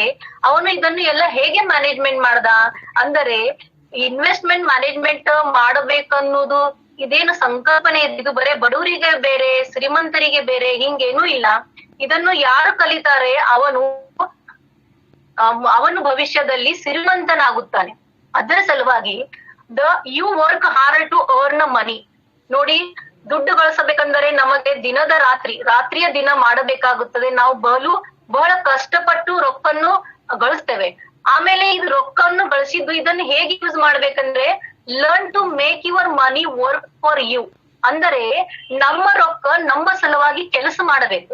ಆಗಲೇ ಉದಾಹರಣದಲ್ಲಿ ಸರ್ ಅಂದ್ರ ನೋಡ್ರಿ, ರಿಟೈರ್ಮೆಂಟ್ ದೊಳಗ ಮಕ್ಕಳು ನಿಮ್ಮ ಸಮೀಪ ಇರ್ಲಿಲ್ಲ, ನಿಮ್ಮ ಪ್ರಾಬ್ಲಮ್ ನಿಮಗ ಸಾಲ್ವ್ ಮಾಡ್ಬೇಕಾಗ್ತದ. ಆ ಹೊತ್ತಿಗ ನೀವು ಗಳಿಸಿದ ರೊಕ್ಕ ನಿಮಗೆ ಮಕ್ಕಳಂಗೆ ಯೂಸ್ ಮಾಡ್ತದ ಇರ್ಬೇಕು. ಅಂದರೆ ಹೇಗೆ ಅಂದ್ರೆ ಅದನ್ನ ಅಷ್ಟು ರಿಟರ್ನ್ಸ್ ಕೊಡಬೇಕು. ಆ ರಿಟರ್ನ್ಸ್ ಕೊಡಬೇಕು. ಆ ತವಲಿ ತಾವ್ ಏನ್ ಮಾಡ್ಬೇಕಂದ್ರೆ ಇನ್ವೆಸ್ಟ್ಮೆಂಟ್ ಮಾಡಬೇಕು ಅಂತ ಹೇಳ್ತಾ ಇದ್ರಿ. Next slide please. Next slide ನೋಡ್ರಿ, ಪ್ರತಿಯೊಬ್ಬರ ಜೀವನದಲ್ಲಿ ಗೋಲ್ಸ್ ಇರುತ್ತವೆ, ಗುರಿಗಳಿರುತ್ತವೆ. ಈಗ ಒಬ್ಬನೂ ಮನುಷ್ಯ ಇಲ್ಲ ಅವನಿಗೆ ಗುರಿ ಇಲ್ಲ ಅಂತ ಹೇಳಿ. ಈಗ ನೀವೆಲ್ಲರೂ ಸ್ಟೂಡೆಂಟ್ಸ್ ಇದ್ದೀರಿ, ಓಕೆ. ನಿಮ್ಮ ಏಜ್ ಸಾಧಾರಣತಃ 19, 20, 21 ಈ ನಿಮ್ಮ ಏಜ್ ಐತಿ. ನಿಮ್ಮೆಲ್ಲರಿಗೂ ಮುಂದೆ ಲೈಫ್ ನಲ್ಲಿ ಗೋಲ್ಸ್ ಇದ್ದಾವೆ. ಯಾವ್ಯಾವ ಗೋಲ್ಸ್ ಇದ್ದಾವೆ, ಯಾವ್ಯಾವ ಗುರಿ ಇದ್ದಾವೆ ಅಂದ್ರೆ ನಿಮ್ಗೆ ಹೈಯರ್ ಎಜುಕೇಶನ್ ಅನ್ನು ತಗೋದೈತಿ, ಓಕೆ. ನಿಮಗೆ ಹೈಯರ್ ಎಜುಕೇಶನ್ ತಗೋಬೇಕಂದ್ರೆ ನಿಮ್ಮ ಕಡೆ ರೊಕ್ಕ ಬೇಕು, ಹಣ ಬೇಕು. ಹಣ ಇರ್ಲಿಲ್ಲ ಅಂದ್ರೆ ನಾವು ಹೈಯರ್ ಎಜುಕೇಶನ್ ತಗೊಳಕ್ಕೆ ಆಗೋದಿಲ್ಲ. ಆದ್ರೆ ಸಪೋಸ್ ಪ್ಯಾರೆಂಟ್ಸ್ ಇದ್ದಾರೆ, ಅವರಿಗೆ ತಮ್ಮ ಮಕ್ಕಳಿಗೆ ಹೈಯರ್ ಎಜುಕೇಶನ್ ಕೊಡದೈತಿ ಅಂದ್ರೆ ಅವರು ತಮ್ಮ ರೊಕ್ಕನ್ನು, ತಮ್ಮ ಹಣವನ್ನು ಹೇಗೆ ಮ್ಯಾನೇಜ್ಮೆಂಟ್ ಮಾಡ್ಬೇಕು ಅಂದರೆ ಅವರಿಗೆ ತಮ್ಮ ಮಕ್ಕಳು ದೊಡ್ಡವರು ಆಗುವವರೆಗೆ ಅವರಿಗೆ ಹೈಯರ್ ಎಜುಕೇಶನ್ ಕೊಡುವ ವಯಸ್ಸಿನ ತನಕ ಅವರಿಗೆ ಅವ್ರ ರೊಕ್ಕವನ್ನು ತಿರುಗಿ ಬರಬೇಕು. ಮಕ್ಕಳ ಎಜುಕೇಶನ್ ಸಲುವಾಗಿ ಅವು ಉಪಯೋಗವನ್ನು ಆಗಬೇಕು. ಆ ತರದಿಂದ ಆ ಟಾರ್ಗೆಟ್ ಇಟ್ಟು ಅವ್ರೇನ್ ಮಾಡ್ಬೇಕಂದ್ರೆ ಇನ್ವೆಸ್ಟ್ಮೆಂಟ್ ಮಾಡ್ಬೇಕು. ಈಗ ನಿಮ್ ಪ್ಯಾರೆಂಟ್ಸ್ ಪಿಡಿ ಮುಗೀತು, ಈಗ ನಿಮ್ಮ ಪಿಡಿ ಐತಿ, ಲಕ್ಷ್ಯದಲ್ಲಿ ಇದ್ದೀರಿ. ನೀವು ನಿಮ್ಮ ಭವಿಷ್ಯವನ್ನು ಹೇಗೆ ಮಾಡುವರು ಇದು ನಿಮ್ಮ ಕೈಯಲ್ಲಿದೆ. ನೀವು ದೊಡ್ಡವರಾಗೋರಿದ್ದೀರಿ, ನಿಮ್ಮನ್ನು ಮಕ್ಕಳಾಗಿದ್ದಾರೆ, ನಿಮಗೆ ಎಜುಕೇಶನ್ ಸಿಕ್ಕಂತೆ ನಿಮ್ಮ ಮಕ್ಕಳನ್ನು ಹೈಯರ್ ಎಜುಕೇಶನ್ ಕೊಡ್ಬೇಕಂದ್ರೆ ನೀವು ಈಗ ಬೇಕು ನಿಮ್ಮ ಫ್ಯೂಚರ್ ಸಲುವಾಗಿ. ಆಮೇಲೆ ನೋಡಿ, ಮದುವೆ ಇದು ಒಂದು ಎಲ್ಲರದ ಜೀವನದಲ್ಲಿ ಒಂದು ಸಂತೋಷದ ಮಾತು. ಮದುವೆಯ ಸಲುವಾಗಿ ನಾವು ಬಹಳಷ್ಟು ಹಣವನ್ನು ಏನ್ ಮಾಡುತ್ತೇವೆ, ಸೇವ್ ಮಾಡ್ತೇವೆ ಈ ಒಕೇಜನ್ ಸಲುವಾಗಿ. ಅದನ್ನು ಬೇಕೇ ಪ್ರತಿಯೊಬ್ಬರ ಜೀವನದಲ್ಲಿ ಇದೊಂದು ಅತ್ಯಂತ ಸುಂದರ ಆನಂದದ ಕ್ಷಣ ಇರುತ್ತದೆ. ಆ ಸಲುವಾಗಿಯೂ ನಾವು ಸೇವಿಂಗ್ ಮಾಡಬೇಕು. ಆಮೇಲೆ ನೋಡಿ, ಹ್ಯಾಪಿ ಹೋಮ್. ಪ್ರತಿಯೊಬ್ಬರ ಮನುಷ್ಯನ ಒಂದು ಇಚ್ಛೆ ಇರುತ್ತೆ ಅಂದ್ರೆ ನಾವು ಅಟ್ಲೀಸ್ಟ್ ನಮ್ ಲೈಫ್ ನಾಗ ಒಂದ್ ಮನಿ ಇರ್ಬೇಕು, ತಮ್ಮ ಸ್ವತಃದ ಒಂದು ಮನಿ ಇರ್ಬೇಕು. ಅದ್ರ ಸಲುವಾಗಿ ಅವ್ರ ಏನ್ ಮಾಡ್ತಾರೆ, ಪ್ರಯತ್ನ ಮಾಡ್ತಾರೆ. ಆಮೇಲೆ ರೇನಿ ಡೇಸ್ ಅಂತ ಇನ್ನೊಂದೈತಿ. ರೇನಿ ಡೇಸ್ ಅಂದ್ರೆ ನಿಮ್ಮ ರಿಟೈರ್ಮೆಂಟ್ ಆದ ಬಳಿಕ ನಿಮ್ಮ ಕಡೆ ಹಣವಿರಬೇಕು. ಈ ಎಲ್ಲ ನಮ್ಮ ಗೋಲ್ಸ್ ಇದಾವೆ. ಈ ಗೋಲ್ಸ್ ನಮ್ಮ ಲೈಫ್ ನಲ್ಲಿ ಎಲ್ಲ ಪೂರ್ತಿ ಆಗಬೇಕು. ಆ ದೃಷ್ಟಿಕೋನದಿಂದ ನಾವು ಹಣಕಾಸಿನ ವ್ಯವಸ್ಥಾಪನೆಯನ್ನು ಮಾಡಬೇಕು. ನೋಡಿ, just saving is not enough to. ನೀವು ಬರೀ ರೊಕ್ಕನ್ನು ಸೇವಿಂಗ್ ಮಾಡಿದ್ರಿ, ಉಳಿತಾಯ ಮಾಡಿದ್ರಿ ಅಂದ್ರೆ ಅದನ್ನ ಉಪಯೋಗ ಆಗುದಿಲ್ಲ. ಈಗ ಸೇವಿಂಗ್ ಮಾಡಿ ನಾನು ರೊಕ್ಕ ನನ್ನ ಕಡೆನೆ ಇಟ್ಟೆ, ಬ್ಯಾಂಕಿನಲ್ಲಿ ಇಡ್ಲಿಲ್ಲ, ನನ್ನ ಕಡೆನೆ ಇಟ್ಟೆ ಅಂದರೆ ಆ ರೊಕ್ಕ ವ್ಯಾಲ್ಯೂ ಅಷ್ಟೇ ಉಳಿತೈತಿ. ಕೇಳಿ, ನೀವು ಬ್ಯಾಂಕ್ ನಲ್ಲಿ ಇಟ್ರಿ ಅಂದ್ರೆ ಅದ್ರ ಸಲುವಾಗಿ ಒಂದ್ ಸ್ವಲ್ಪ ನಿಮ್ಗ ಬಡ್ಡಿ, ಇಂಟ್ರೆಸ್ಟ್, ಏನಾದ್ರ ಡಿವಿಡೆಂಡ್, ಲಾಭಾಂಶ ಏನಾರ ನಿಮಗ ಸಿಗುತ್ತೈತಿ. ಓಕೆ, ನಿಮ್ಮ ಕಡೆ ಇಷ್ಟು ರೊಕ್ಕದ ಅಷ್ಟೇ ಉಳಿತೈತಿ. ನಾಳೆ ನೀವು ನಿಮ್ಮ ಕಡೆ ಇಷ್ಟು ರೊಕ್ಕ ಅಲ್ಲಿ ಬ್ಯಾಂಕಿನಲ್ಲಿ ಇರುವ ರೊಕ್ಕ ಇವೆರಡರ ಕಂಪ್ಯಾರಿಸನ್ ಮಾಡಿದ್ರಿ ಅಂದ್ರೆ ನಿಮಗೆ ಬಡ್ಡಿ ಏನು ಸಿಗುತ್ತೈತಿ, ಆ ಬಡ್ಡಿಗಿಂತ ಹೆಚ್ಚು ಮಾರ್ಕೆಟ್ ನಲ್ಲಿ ಇನ್ಫ್ಲೇಷನ್ ಬೆಳೆದಿದೆ. ಇನ್ಫ್ಲೇಷನ್ ಅಂದ್ರೆ ಮಹಗಾಯಿ ಅಂತೇವು ನಾವು. ಏನು ಖರ್ಚುಗಳು ದಿನಕ್ಕೂ ಈಗ ನಾವು ನೋಡಿರಿ, ಪೆಟ್ರೋಲ್ ದಿನಕ್ಕೂ ಬೆಳೀತಾ ಇರ್ತೈತಿ. ಹಾಗೆ ಇನ್ಫ್ಲೇಷನ್ ದಿನಲೂ ಬೆಳೀತಾ ಇರ್ತೈತಿ. ಹಾಗೆ ನಿಮ್ಮ ರೊಕ್ಕನು ಬೆಳಿತೈತೇನೋ ಇದನ್ನು ನೀವು ನೋಡಿಕೊಳ್ಳಬೇಕು. ನಿಮ್ಮ ರೊಕ್ಕನು ಹೇಗೆ ಬೆಳಿಬೇಕು ಅನ್ನೋದು ಇದು ಫಿನಾನ್ಸಿಯಲ್ ಲಿಟ್ರಸಿ ಒಳಗೆ ನಾವು ಕಲಿಯುತ್ತಿದ್ದೇವೆ. Second one, take a care of taxation. ನೀವು ಇನ್ವೆಸ್ಟ್ಮೆಂಟ್ ಮಾಡಿದ ಬಳಿಕ ನಿಮ್ಮ ಇನ್ವೆಸ್ಟ್ಮೆಂಟ್ ಒಳಗೆ ನಿಮಗೆ ಏನು ಲಾಭಾಂಶ ಸಿಗುತ್ತದೆ ಅದಕ್ಕೂ ಟ್ಯಾಕ್ಸ್ ನಿಮಗೆ ಕೊಡ್ಬೇಕಾಗ್ತೈತಿ. ಅದ್ರ ಸಲುವಾಗಿ ನೀವು ಇಂತಹ ಸಮಯದ ನೀವು ಎಲ್ಲಿ ಇನ್ವೆಸ್ಟ್ಮೆಂಟ್ ಮಾಡಬೇಕು, ಎಲ್ಲಿ ಟ್ಯಾಕ್ಸ್ ಕಡಿಮೆ ಐತಿ ಅಥವಾ ಎಲ್ಲಿ ನಿಮ್ಗ ಟ್ಯಾಕ್ಸ್ ತುಂಬುದು ಹತ್ತಂಗಿಲ್ಲ, ಟ್ಯಾಕ್ಸ್ ಫ್ರೀ ಬೆನಿಫಿಟ್ಸ್ ಯಾವ ಇದಾವೆ ಇದನ್ನು ನೀವು ಜ್ಞಾನ ಮಾಡ್ಕೊಂಡಿರಿ ಅಂದರೆ ನಿಮಗೆ ಸಿಗುವ ಡಿವಿಡೆಂಡ್ ಅಥವಾ ಲಾಭಾಂಶ ಮೇಲೆ ನಿಮಗೆ ಟ್ಯಾಕ್ಸ್ ಕೊಡುವುದು ಹತ್ತುವುದಿಲ್ಲ. ಅದರ ಸಲುವಾಗಿ ಇದನ್ನ ನಾಲೆಜ್ ನಿಮ್ಗ ಮಹತ್ವದಿದೆ. ಆಮೇಲೆ take care of rising monthly bills. ನೋಡಿ, ಪ್ರತಿ ಸಲ ನಮ್ಮ ಮನೆಯ ಉದಾಹರಣಾರ್ಥ ಒಂದು ಸಪೋಸ್ ನೀವು ತಿಂಗಳಲ್ಲಿ ಒಂದು 10,000 ರೂಪಾಯಿ ನೀವು ಖರ್ಚು ಮಾಡ್ತೀರಿ. ಜನವರಿಯಲ್ಲಿ 10,000 ಇದ್ರ ಫೆಬ್ರವರಿಯಲ್ಲಿ 10,000 ಅನ್ನೋದಿಲ್ಲ, ಅದು ಬೆಳ್ಕೊಂತ ಹೋಗ್ತೈತಿ. ಜನವರಿ, ಫೆಬ್ರವರಿ, ಡಿಸೆಂಬರ್ ತನಕ ನೀವು ನೋಡಿದ್ರಂದ್ರ ಜನವರಿಗಿಂತ ಡಿಸೆಂಬರ್ ನಲ್ಲಿ ನಿಮ್ಮ ಬಿಲ್ಗಳು, ಓಕೆ, ಬಿಲ್ ಅಂದ್ರೆ ಲೈಟ್ ಬಿಲ್ ಇರ್ಲಿ, ಓಕೆ, ಆಮೇಲೆ ನೀವು ಶಾಪಿಂಗ್ ಮಾಡ್ತೀರಾ ಅದು ಇರ್ಲಿ, ಗ್ರೋಸರಿ ಇರ್ಲಿ, ಇದು ಬೆಳ್ಕೊಂತೆ ಹೋಗ್ತೈತಿ. ಅದ್ರ ಸಲುವಾಗಿ ಬೆಳೆಯುವ ರೇಟ್ ಸಲುವಾಗಿ ನಾವು ಏನ್ ಮಾಡ್ಬೇಕು ಅಂದರೆ ನಮ್ಮ ರೊಕ್ಕಿನ ಪ್ರಾಪರ್ ಚೆನ್ನಾಗಿ ಅದನ್ನ ಯೂಸ್ ಮಾಡ್ಬೇಕು. ರೊಕ್ಕವನ್ನು ಅಲ್ಸೋ ಬೆಳೆಸಬೇಕು. ಪ್ರತಿ ಸಲ ನಮ್ಮ ಅರ್ನಿಂಗ್ ಬೆಳಿತೈತಿ ಅಂದ್ರೆ ಇಲ್ಲ, ಓಕೆ. ಪ್ರತಿ ತಿಂಗಳ ನಿಮ್ಮ ಸ್ಯಾಲರಿ ಬೆಳಿತೈತಿ ಇಲ್ಲ, ಓಕೆ. ಸ್ಯಾಲರಿ ನಿಮ್ಗೆ ವರ್ಷಕ್ಕೊಮ್ಮೆ ಬೆಳಿತೈತಿ. ಆದ್ರೆ ನಿಮ್ಮ ತಿಂಗಳದ ಏನು ಬಿಲ್ಸ್ ಇದಾವೆ ಇವು ಪ್ರತಿ ತಿಂಗಳ ಬೆಳ್ಕೊತೇ ಇರ್ತವೆ. ಅದ್ರ ಸಲುವಾಗಿ ಈ ಮಾತು ನಾವು ಇನ್ವೆಸ್ಟ್ಮೆಂಟ್ ಮಾಡುವಾಗ ನೆನಪಿ. ಬ್ರೆಡ್ ಇದು ನಮ್ಮ ಡೇ ಟು ಡೇ ಲೈಫ್ ಒಳಗ್ ನಾವು ಕನ್ಸ್ಯೂಮ್ ಮಾಡ್ತೇವೆ. ವರ್ಷ 2000 ಬ್ರೆಡ್ಡಿನ ಪ್ಯಾಕೆಟ್ ನಮ್ಗೆ 10 ರೂಪಾಯಿಗೆ ಸಿಗುತ್ತೆ. 220 ಅಂದ್ರೆ ಈಗ ನಾವು 21ರಲ್ಲಿ ಇದ್ದೇವೆ, ಈಗ ನಮ್ಗೆ ಬ್ರೆಡ್ಡಿನ 26 ರೂಪಾಯಿ ಸಿಗುತ್ತೆ. ಈಗ ನೀವು 20 ವರ್ಷನವರಿದ್ದೀರಿ, ನಾಳೆ ನೀವು ಇನ್ನ 10 ವರ್ಷನಲ್ಲಿ ನಿಮಗ ಇದೇ ಬ್ರೆಡ್ ಪ್ಯಾಕೆಟ್ ಎಷ್ಟಕ್ ಸಿಗತೈತಿ? 42 42 ರೂಪಾಯಿ ಸಿಗುತ್ತೈತಿ. ನೋಡ್ರಿ, ಎಕ್ಸಾಕ್ಟ್ಲಿ ಡಬಲ್ ಐತಿ. ಅಂದ್ರೆ ಖರ್ಚು 10 ವರ್ಷನಲ್ಲಿ ಖರ್ಚು ಏನಾಗುವುದಾವ? ನಿಮ್ಮ ಬಿಲ್ಗಳು ಡಬಲ್ ಆಗುವುದಾವ. ಅಂದ್ರೆ ನಿಮ್ಮ ಅರ್ನಿಂಗ್ ಡಬಲ್ ಆಗ್ತೈತೇನೆ ನೋಡಿ.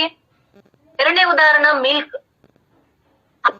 ನಾವು ಈಗ 65-70 ರೂಪಾಯಿ ತನಕ ಹಾಲನ್ನು ಪ್ರತಿ ಲೀಟರ್ ಖರೀದಿ ಮಾಡುತ್ತೇವೆ.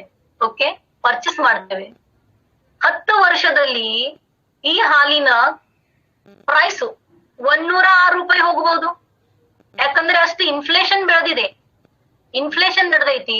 ಅದರದಿಂದ ನಿಮಗ ನಿಮ್ಮ ಮ್ಯಾನೇಜ್ಮೆಂಟ್, ಹಣದ ಮ್ಯಾನೇಜ್ಮೆಂಟ್ ಮಾಡಿದರೆ ನೀವು ಮುಂದೆ ಭವಿಷ್ಯದಲ್ಲಿ ಇನ್ಫ್ಲೇಷನ್ ಜೊತೆಗೆ ನೀವು ನಡೆಯಬಹುದು. ಅದರ್ವೈಸ್ ಏನಾಗ್ತೈತಿ ನೋಡಿ, ಇನ್ಫ್ಲೇಷನ್ ಬೆಳ್ತಾ ಬೆಳ್ತಾ ಹೋಗ್ತೈತಿ. ಆಮೇಲೆ ನಿಮ್ಮ ಹಣವನ್ನು ಅಷ್ಟೇ ಲಿಮಿಟೆಡ್ ಇರೋದ್ರಿಂದ ನಿಮಗೆ ಜೀವನದಲ್ಲಿ ಬಹಳಷ್ಟು ತೊಂದರೆಗಳನ್ನು ಬರುತ್ತವೆ. ಓಕೆ, ಅದರಿಂದ ನೀವೆಲ್ಲ ಇದನ್ನೆಲ್ಲ ನೆನಪಿನಲ್ಲಿ ಇಟ್ಟು ನೀವು ಲೈಫ್ ಹೆಂಗ್ ಮ್ಯಾನೇಜ್ಮೆಂಟ್ ಮಾಡ್ಬೇಕು, ನಿಮ್ಮ ಮನಿ ಹೆಂಗ್ ಮ್ಯಾನೇಜ್ಮೆಂಟ್ ಮಾಡ್ಬೇಕು, ಇದನ್ನು ಕಲಿಬೇಕು.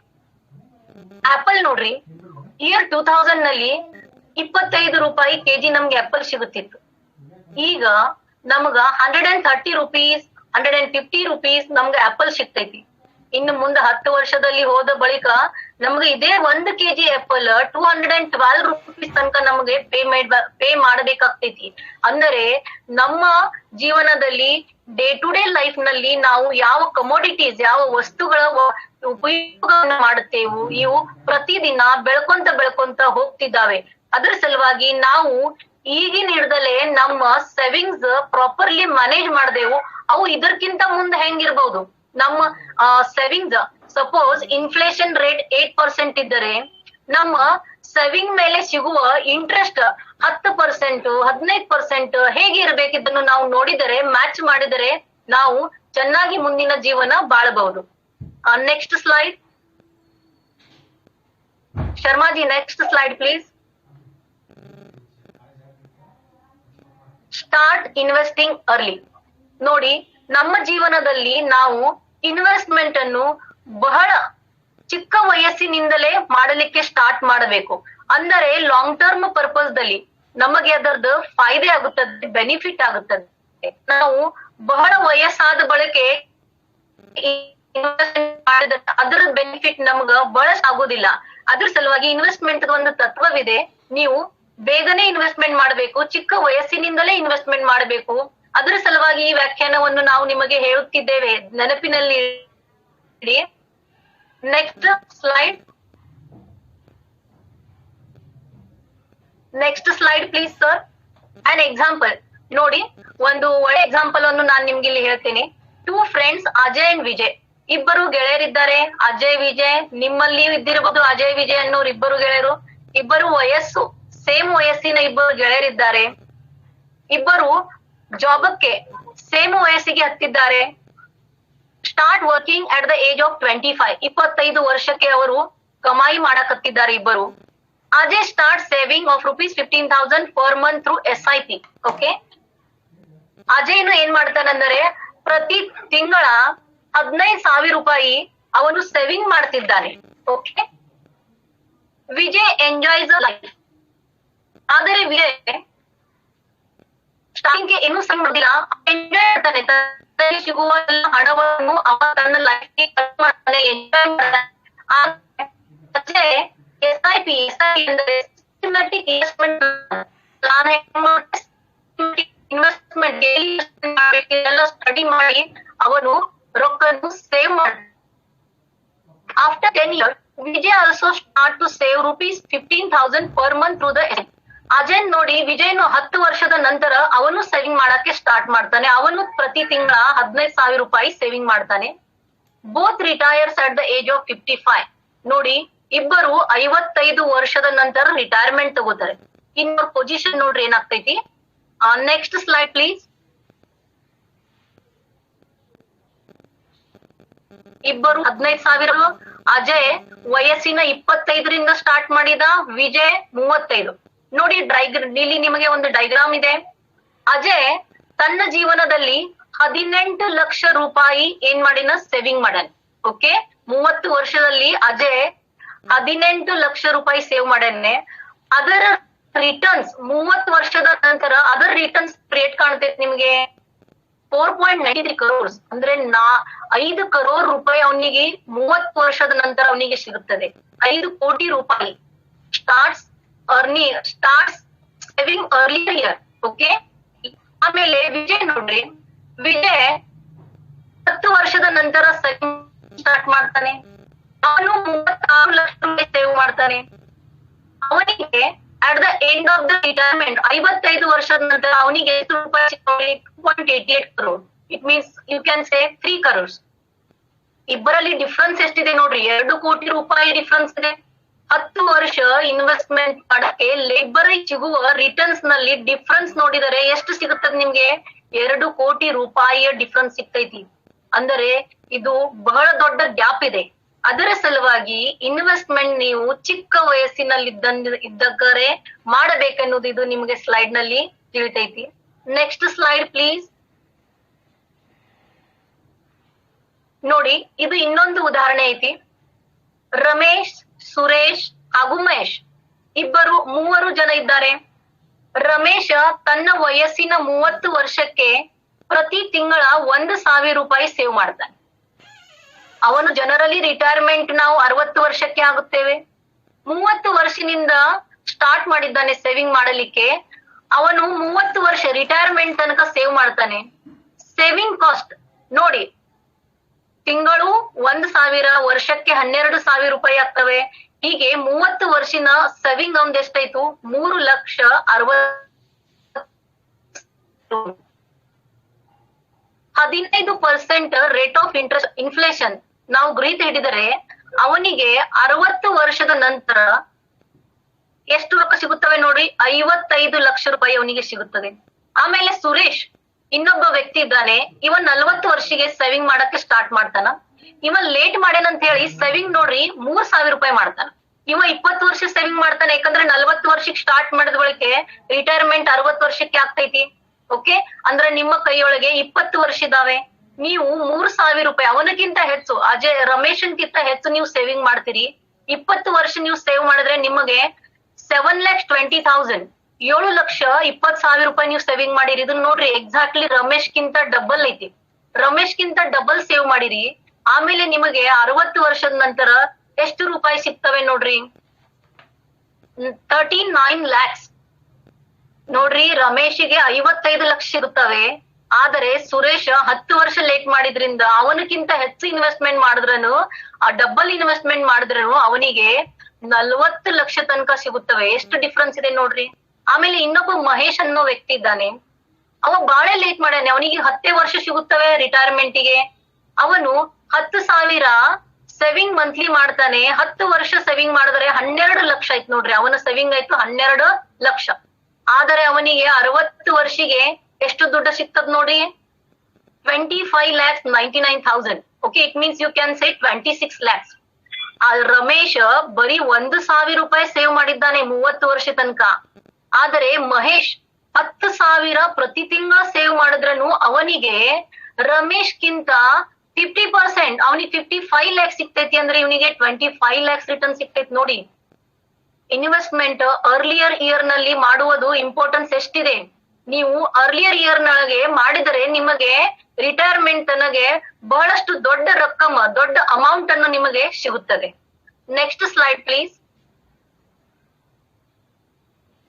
ನೋಡಿ,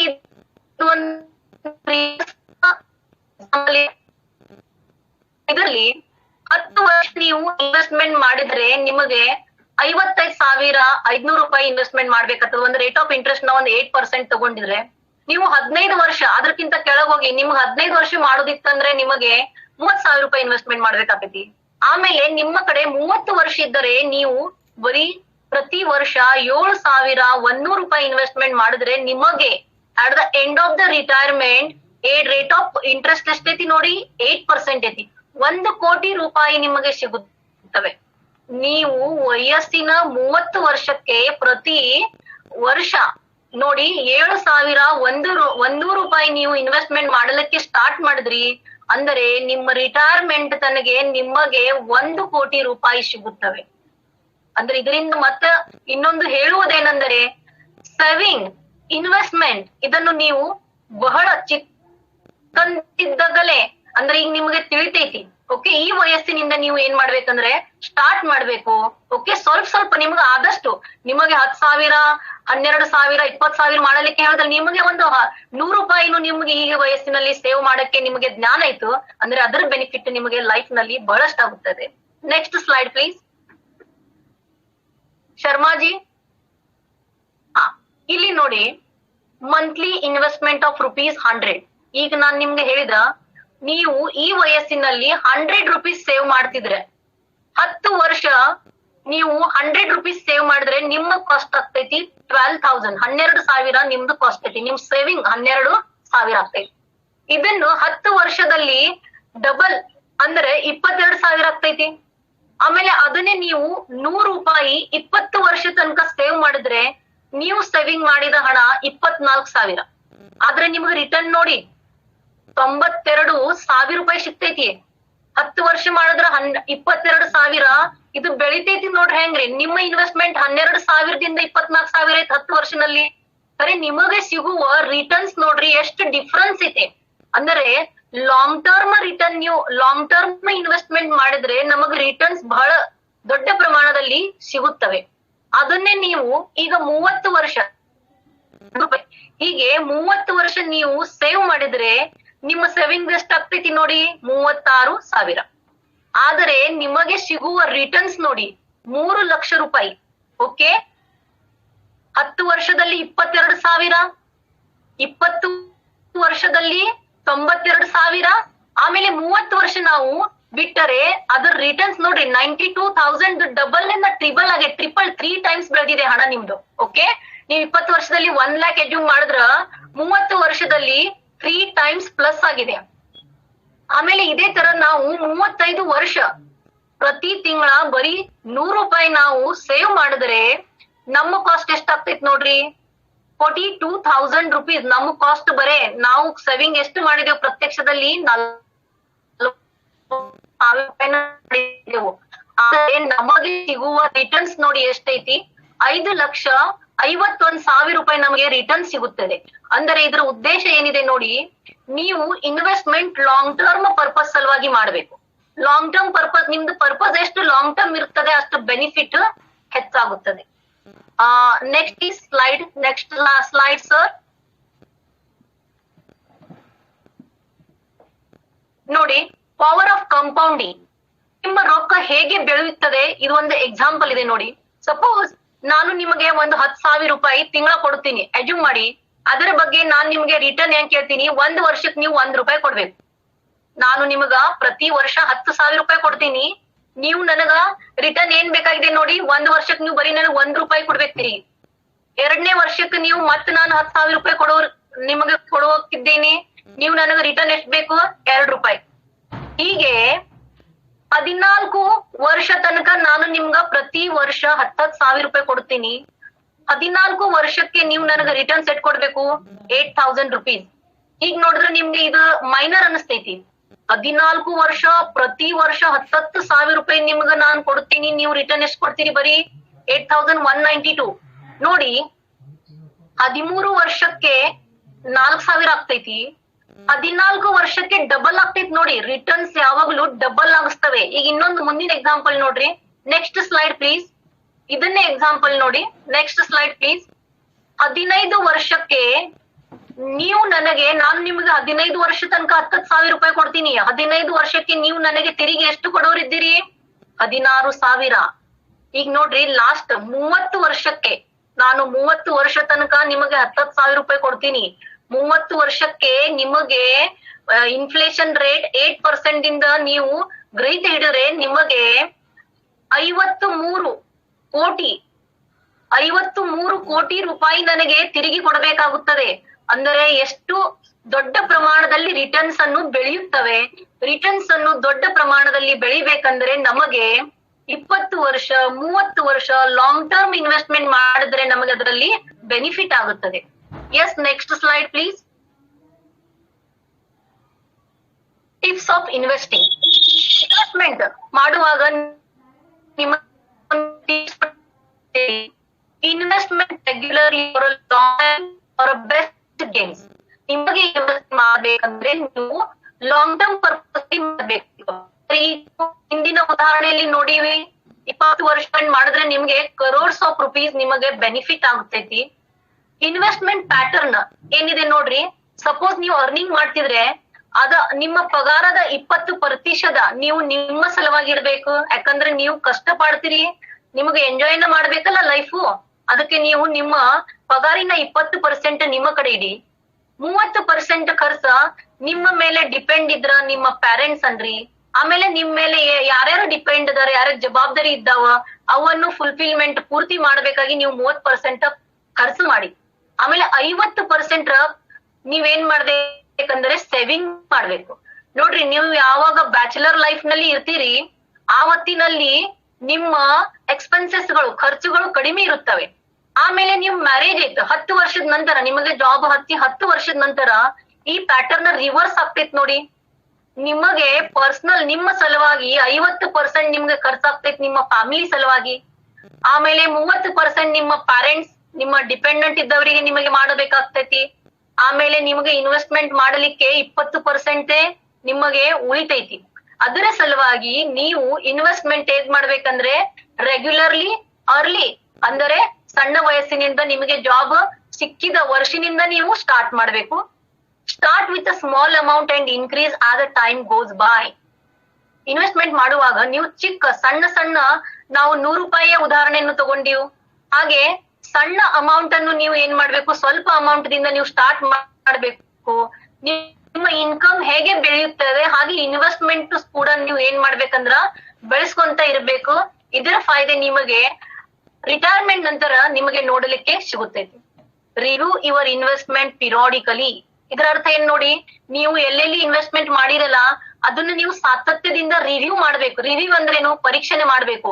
ಸಪೋಸ್ ನಾನು ಒಂದು ತವಲಿ ಇನ್ವೆಸ್ಟ್ಮೆಂಟ್ ಮಾಡಿದ್ದೀನಿ, ನನ್ನ ಅಪೇಕ್ಷೆ ಇದೆ ಅಲ್ಲಿ 15% ನನಗೆ ರಿಟರ್ನ್ ಬೇಕು. ಆದ್ರೆ ನನಗೆ ಅಲ್ಲಿ 12% ರಿಟರ್ನ್ ಸಿಗ್ತೈತಿ.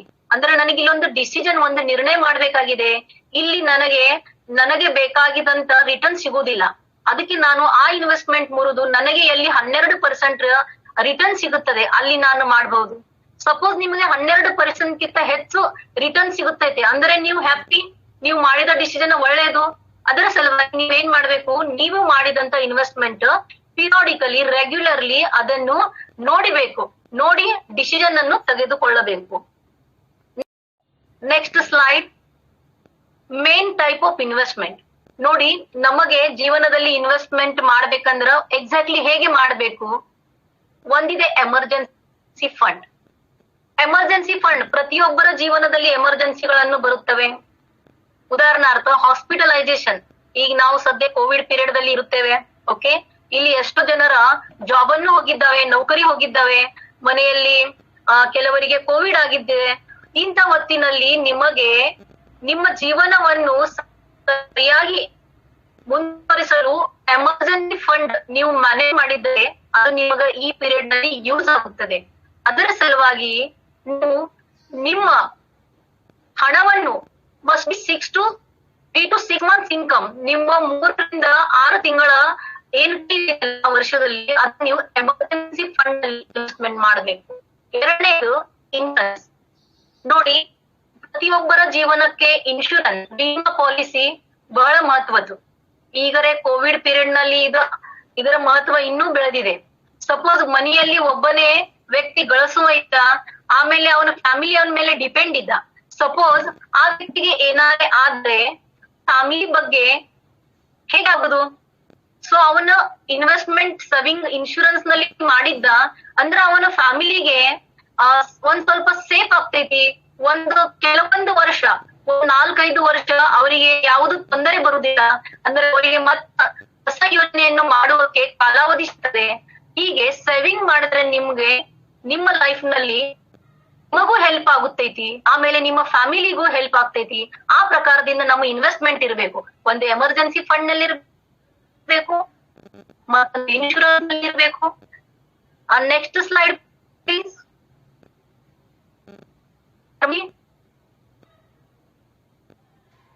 ಇನ್ವೆಸ್ಟ್ಮೆಂಟ್ ಮೂರನೇದು ಎಲ್ಲಿ ಮಾಡಬೇಕಂದ್ರೆ ನೋಡಿ, ಸಾಕಷ್ಟು ಆಪ್ಷನ್ಗಳನ್ನು ಕೊಟ್ಟಿದ್ದೇವೆ.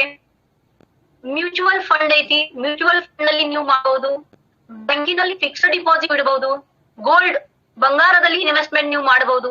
ಸ್ಮಾಲ್ ಸೇವಿಂಗ್ ಸ್ಕೀಮ್ಸ್, ಸರ್ಕಾರದ ಸ್ಮಾಲ್ ಸೇವಿಂಗ್ ಸ್ಕೀಮ್ ಇರ್ತವೆ, ಅದರಲ್ಲಿ ನೀವು ಮಾಡಬಹುದು. ಕಾರ್ಪೊರೇಟ್ ಡಿಪಾಸಿಟ್ಸ್, ಕಂಪನಿಯಲ್ಲಿ ನೀವು ಡಿಪಾಸಿಟ್ ಇಡಬಹುದು. ಸ್ಟಾಕ್ ಮಾರ್ಕೆಟ್ ಅಲ್ಲಿ ನೀವು ಇನ್ವೆಸ್ಟ್ಮೆಂಟ್ ಮಾಡಬಹುದು.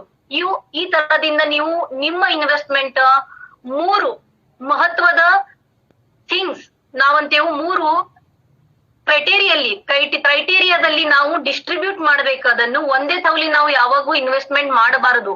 ನಮ್ಮ ರಿಕ್ವೈರ್ಮೆಂಟ್ಸ್ ಏನಿದಾವೆ ಅದನ್ನು ನೋಡಿ ನಾವು ಯಾವಾಗಲೂ ಇನ್ವೆಸ್ಟ್ಮೆಂಟ್ ಮಾಡಬೇಕು. Next slide please.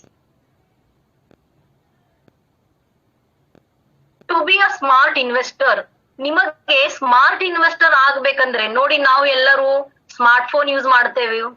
Smart phone use ಮಾಡಿದ್ರೆ ನಾವೆಲ್ಲರೂ ಸ್ಮಾರ್ಟ್ ಆಗುದಿಲ್ಲ. ನಮಗೆ ಸ್ಮಾರ್ಟ್ ಇನ್ವೆಸ್ಟರ್ ಆಗ್ಬೇಕಂದ್ರ ನಮಗೆ ಈ ಫೈನಾನ್ಸಿಯಲ್ ಲಿಟ್ರಸಿ ಬಹಳ ಮಹತ್ವದ್ದು. ಪ್ರತಿಯೊಬ್ಬರು ಇನ್ವೆಸ್ಟ್ಮೆಂಟ್ ಮಾಡುವ ಸಲುವಾಗಿ ಮೊದಲು ಬ್ಯಾಂಕ್ ಅಕೌಂಟ್ ಅನ್ನು ಓಪನ್ ಮಾಡಬೇಕು. ನೀವು ಇನ್ವೆಸ್ಟ್ಮೆಂಟ್ ಮಾಡ್ಬೇಕಂದ್ರೆ ನಿಮಗೆ ಮೊದಲು ಬ್ಯಾಂಕ್ ಅಲ್ಲಿ ಖಾತೆ ಅಕೌಂಟ್ ಅನ್ನು ಇರಬೇಕು. ಯಾಕಂದ್ರೆ ನಾವು ಮನಿ ಟ್ರಾನ್ಸ್ಫರ್ ಮಾಡ್ಬೇಕಂದ್ರೆ ಮೊದಲ ಕೇಳ್ತಾರೆ, ನಿಮ್ ಬ್ಯಾಂಕ್ ಅಕೌಂಟ್ ಕೊಡ್ರಿ ಅಂತಾರೆ. ಅದ್ರ ಸಲುವಾಗಿ ಇನ್ವೆಸ್ಟ್ಮೆಂಟ್ ದ ಫಸ್ಟ್ ಸ್ಟೆಪ್ ಏನಂದ್ರೆ ಬ್ಯಾಂಕ್ ಅಕೌಂಟ್ ತಾವು ಓಪನ್ ಮಾಡಬೇಕು. Second, investment in debts could be the next step. ತಮಗೆ ಇನ್ವೆಸ್ಟ್ಮೆಂಟ್ ಒಳಗ ಎಷ್ಟು ರಿಸ್ಕ್ ಅನ್ನು ತಗೊಳ್ಳೋದೈತಿ ಅದ್ರ ಮೇಲೆ ಡಿಪೆಂಡ್ ಐತಿ. ನೋಡಿ, ರಿಸ್ಕ್ ನಿಮಗೆ ಕಡಿಮೆ ತಗೊಳ್ಳೋದು ಇತ್ತು ಅಂದರೆ ನಿಮಗೆ ಏನ್ ಮಾಡ್ಬೇಕಾಗ್ತೈತಿ, ನಿಮಗೆ ಸಣ್ಣ ಪುಟ್ಟ ರೇಟ್ ಆಫ್ ಇಂಟ್ರೆಸ್ಟ್ ಎಲ್ಲಿ ನಿಮ್ಗೆ ಸಿಗುತ್ತೈತಿ, ಎಲ್ಲಿ ನಿಮ್ಮ ಡಿಪಾಸಿಟ್ ಸೇಫ್ಟಿ ಇರ್ತೈತಿ ಅಲ್ಲಿ ನಿಮಗೆ ಮಾಡ್ಬೇಕಾಗ್ತೈತಿ. ಅಂದ್ರೆ ಉದಾಹರಣಾರ್ಥ ಫಿಕ್ಸ್ಡ್ ಡಿಪಾಸಿಟ್ ಬ್ಯಾಂಕಿನಲ್ಲಿ ನೋಡಿ, ನಾವು ಫಿಕ್ಸ್ಡ್ ಡಿಪಾಸಿಟ್ ನಲ್ಲಿ ಇದ್ರೆ ಅಲ್ಲಿ ಬಹಳ ಮನಿ ಸೇಫ್ ಇರ್ತೈತಿ ನಮ್ದು. ಓಕೆ, ಉದಾಹರಣಾರ್ಥ ನ್ಯಾಷನಲೈಸ್ಡ್ ಬ್ಯಾಂಕಿನಲ್ಲಿ ನಾವು ಮನಿ ರೊಕ್ಕನ್ನು ಇನ್ವೆಸ್ಟ್ಮೆಂಟ್ ಮಾಡಿದ್ರೆ ಡಿಪಾಸಿಟ್ ಒಳಗೆ ಅಲ್ಲಿ ಬಹಳ ರೇಟ್ ಆಫ್ ಇಂಟ್ರೆಸ್ಟ್ ಕಡಿಮೆ ಇರ್ತೈತಿ, ಅಲ್ಲಿ ಸೇಫ್ಟಿ ಇರ್ತೈತಿ, ಆದ್ರೆ ರೇಟ್ ಆಫ್ ಇಂಟ್ರೆಸ್ಟ್ ಕಡಿಮೆ ಇರ್ತೈತಿ. ನಿಮಗೆ ರೇಟ್ ಆಫ್ ಇಂಟ್ರೆಸ್ಟ್ ಹೆಚ್ಚಬೇಕಂದ್ರೆ ನಿಮಗೆ ರಿಸ್ಕ್ ಅನ್ನು ಹೆಚ್ಚು ತೆಗೆದುಕೊಳ್ಳಬೇಕಾಗ್ತೈತಿ. ಅದ್ರ ಸಲುವಾಗಿ ನಿಮಗೆ ರಿಸ್ಕ್ ನಿಮ್ಗೆ ಯಾವ ಪ್ರಕಾರದಿಂದ ನೀವು ತೆಗೆದುಕೊಳ್ಳುತ್ತೀರಿ ಅದ್ರ ಮೇಲೆ ನಿಮಗೆ ರಿಟರ್ನ್ ಸಿಗುತ್ತವೆ. ನೀವು ರಿಸ್ಕ್ ಕಡಿಮೆ ಇದ್ದಲ್ಲಿ ಅಂದರೆ ಫಿಕ್ಸ್ಡ್ ಡಿಪಾಸಿಟ್ ದಲ್ಲಿ ಬಂಗಾರನ್ನು ತುಡುಗು ಮಾಡಿ ಒಯ್ತಾರೇನೋ ಎಂಬುದು ನಮಗೆ ಯಾವಾಗ ಅಂಜಿಕೆ ಇರ್ತೈತಿ, ಇದರಿಂದ ನಮ್ BP ಬೆಳಿತೈತಿ ನೋಡಿ. ಆದ್ರೆ ನಾವು ಪೇಪರ್ ಗೋಲ್ಡ್ ಇನ್ವೆಸ್ಟ್ ಮಾಡಿದ್ರೆ ಇದ್ರ ನಮ್ ಬೆನಿಫಿಟ್ ಏನಾಗ್ತೈತಿ, ಪ್ರತಿ ವರ್ಷ ನಮ್ಗೆ ಇಂಟ್ರೆಸ್ಟ್ ಸಿಗುತ್ತೈತಿ, ಇದ್ರ ಬೆನಿಫಿಟ್ ಆಗ್ತೈತಿ. ಆಮೇಲೆ ನಿಮ್ಗೆ ಗೋಲ್ಡ್ ಸೇಫ್ ನಲ್ಲಿ ಇಡ್ಬೇಕಂದ್ರ ಬ್ಯಾಂಕಿನ ಲಾಕರ್ ನಲ್ಲಿ ಇಡ್ಬೇಕಾಗ್ತೈತಿ, ಆ ಲಾಕರ್ ಬಾಡಿಗೆ ಮತ್ತೆ ನಿಮಗ್ ಕೊಡ್ಬೇಕಾಗ್ತೈತಿ. ಓಕೆ, ಅದರಿಂದ ಜನರಲ್ಲಿ ಫಿಸಿಕಲ್ ಗೋಲ್ಡ್ ಯಾವಾಗೂ ಪರ್ಚೇಸ್ ಮಾಡಬಾರದು ಬಹಳಷ್ಟು ಪ್ರಮಾಣದಲ್ಲಿ. ಓಕೆ, ನೀವು ಪೇಪರ್ ಗೋಲ್ಡ್ ನಲ್ಲಿ ಇನ್ವೆಸ್ಟ್ಮೆಂಟ್ ಮಾಡಬೇಕು, ಅದರಿಂದ ನಿಮಗೆ ಹೆಚ್ಚು ಫಾಯ್ದೆಯನ್ನು ಆಗುತ್ತದೆ. ಆಮೇಲೆ ಇನ್ನೊಂದು ಪರ್ಯಾಯ ಏನಿರ್ತದೆ ಅಂದ್ರೆ ರಿಯಲ್ ಎಸ್ಟೇಟ್ ಅಂದ್ರೆ ಪ್ರಾಪರ್ಟಿಯಲ್ಲಿ. ಓಕೆ, ನೋಡಿ ಪ್ರತಿಯೊಬ್ಬರಿಗೆ ಅನಿಸ್ತೈತಿ ಒಂದು ಮನೆಯರೇ ತಮ್ಮ ಸಲುವಾಗಿ ಇರಬೇಕು. ಆಮೇಲೆ ನೀವು ಮನಿಯಲ್ಲಿ ಇನ್ವೆಸ್ಟ್ಮೆಂಟ್ ಮಾಡಬಹುದು. ಓಕೆ, ಖರೆ ನೀವು ಒಂದು ಮನಿ ಇದ್ದ ಬಳಕ ಮತ್ತೆ ನಿಮಗೆ ಹಣ ಹೆಚ್ಚಾಗಿದ್ದರೆ ನೀವು ಮತ್ತೊಂದು ಮನೆಯಲ್ಲಿ ಇನ್ವೆಸ್ಟ್ಮೆಂಟ್ ಮಾಡುವೊಳಗ ಕೇರ್ ಅನ್ನು ತಗೋಬೇಕು. ಯಾಕಂದ್ರೆ ಜಾಗಿನಲ್ಲಿ ಪ್ರಾಪರ್ಟಿಯಲ್ಲಿ ನಾವು ಯಾವಾಗ ಇನ್ವೆಸ್ಟ್ಮೆಂಟ್ ಮಾಡುತ್ತೇವೆ ಅವಾಗ ಅದರ ರಿಟರ್ನ್ಸ್ ಲಾಂಗ್ ಟರ್ಮ್ ಪೀರಿಯಡ್ ನಲ್ಲಿ ಬೆಳೆಯುತ್ತದೆ. ನೀವು 2 ವರ್ಷ ಆಯ್ತು ಮಾಡಿರಿ ಅಂದ್ರೆ ನಿಮಗೆ ಲಗೆ ಅಲ್ಲಿ ಫಾಯ್ದೆ ಆಗುತ್ತದೆ ಅಂದರೆ 10 ವರ್ಷ 15 ವರ್ಷ ನಿಮಗೆ ಆ ಪ್ರಾಪರ್ಟಿಯಲ್ಲಿ ಇನ್ವೆಸ್ಟ್ಮೆಂಟ್ ಮಾಡಿ ಬಿಡ್ಬೇಕಾಗ್ತದೆ. ಆಮೇಲೆ ಅದರ ರಿಟರ್ನ್ಸ್ ಏನಾಗ್ತೈತಿ, ಬೆಳಿತೈತಿ. Next slide please. Sharmaji, to be a smart investor,